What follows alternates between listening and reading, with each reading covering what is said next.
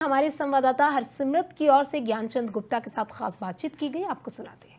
मुख्यमंत्री नायब सैनी की तरफ से आज तकरीबन 3400 करोड़ की परियोजनाओं का शिलान्यास जो है पंचकुला में किया गया है। हमारे साथ पंचकुला से विधायक और स्पीकर ज्ञानचंद गुप्ता है, बातचीत कर लेते हैं। सर, किस तरह से देखते हैं, पिछले कई दिनों से लगातार पंचकुला जो है काफी हाईलाइट है, सीएम के काफी दौरे रहे हैं और बहुत सारी परियोजनाओं का शिलान्यास जो है यहाँ पर किया गया है। निश्चित तौर पर देखिए, पंचकुला जो एक विकास की धुरी है, हरियाणा के विकास का एक केंद्र है, यहीं से विकास की जो धारा है वो पूरे हरियाणा प्रदेश के अंदर जाती है।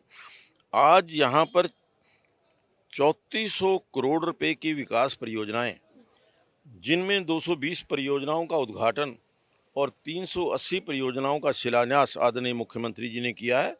और इसके साथ साथ जो लगभग 4000 युवाओं को नौकरियां दी हैं, नौकरी नियुक्ति पत्र दिए हैं, आज इससे पूरे हरियाणा प्रदेश के अंदर माहौल के अंदर एक बड़ा उत्थान आया है, उठाव आया है। और हर युवा आज उसको ये फील होने लगा है कि मैं भारतीय जनता पार्टी के इस शासन के अंदर मैं कहीं भी नौकरी प्राप्त कर सकता हूं, अपनी योग्यता के आधार पर, पारदर्शिता के आधार पर। सर, समय की बात अगर की जाए तो कुछ ही समय में, मात्र 2 महीने का भी समय नहीं बचा है जब हरियाणा में विधानसभा चुनाव हो जाएंगे। ऐसे में विपक्ष जो है समय को लेकर जरूर सवाल उठा रहा है कि पिछले 5 साल में क्या किया है। बिल्कुल लास्ट में जब 2 महीने रह गए हैं चुनाव को, तब इस तरह से नियुक्ति पत्र दिए जा रहे हैं, शिलान्यास किया जा रहा है। देखिए, 5 साल के अंदर भी हमने नियुक्ति पत्र दिए, ये पहले नहीं है। 1,40,000 युवाओं को पहले हमने नियुक्ति पत्र दिए और अब जो नियुक्ति पत्र दे रहे हैं वो भी एक पूरे प्रोसीजर के अंदर दे रहे हैं।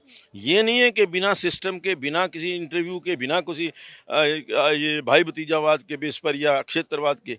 उनके राज के अंदर तो भाई भतीजावाद, क्षेत्रवाद और परिवारवाद ये सारा चलता था। नौकरियां मिलती थी शक्ल देख करके कि उसकी मेरे साथ क्या उसकी रिश्तेदारी है, क्या वो किसका कहाँ एमएलए का भाई है, भतीजा है, बेटा है, इस प्रकार से नौकरियां मिलती थी।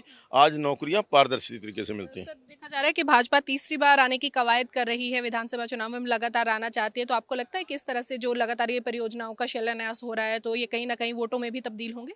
निश्चित तौर पर देखिए, आज जिन लोगों को इन परियोजनाओं का लाभ हो रहा है या जिन लोगों को नियुक्ति पत्र मिल रहे हैं, आज वो हमारे मैसेंजर बन करके पूरे हरियाणा प्रदेश के अंदर जा कर के ये बात कह रहे हैं कि मुझे नौकरी मिली है बिना एक पैसा खर्च किए, बिना 1 रुपया खर्च किए।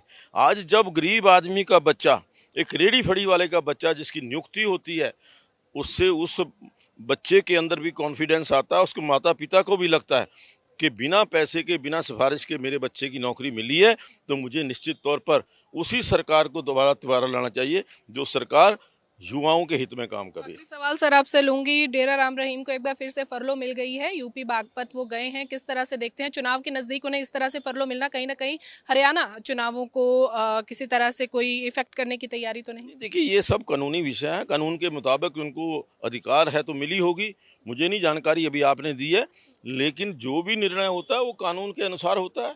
तो इसलिए अगर उनको फरलो मिली है या छुट्टी मिली है तो मैं समझता हूँ कि नियम के अनुसार ही हुई होगी।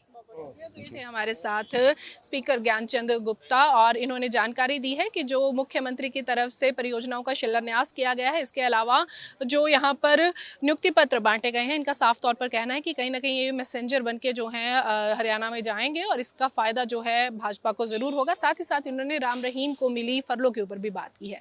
वीडियो जर्नलिस्ट शिवम के साथ लिविंग इंडिया के लिए पंचकुला से हरसिमरत।